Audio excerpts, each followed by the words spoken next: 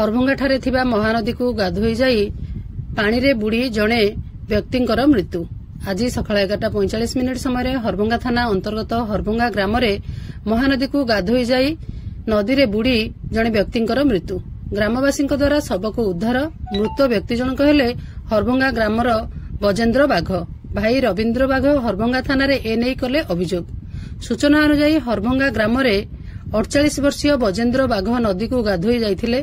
महानदी रे जलस्तर वृद्धि पाउथबारु बजेन्द्रଙ୍କ गोड़ खसी जाइथिला। फଳରେ महानदी स्रोतरे बुड़ी भासी जाउथबा ग्रामर किछि लोक देखि पानीरु उद्धार करी परिवार को खबर दैथिले।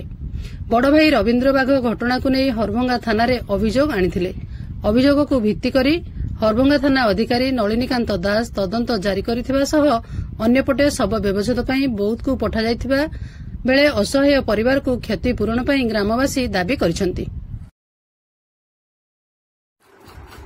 बौद्धरू बद्रीनाथ सामलଙ୍କ सहित हरभंगारू चित्तरंजन सिंह का रिपोर्ट, मो जिला खबर।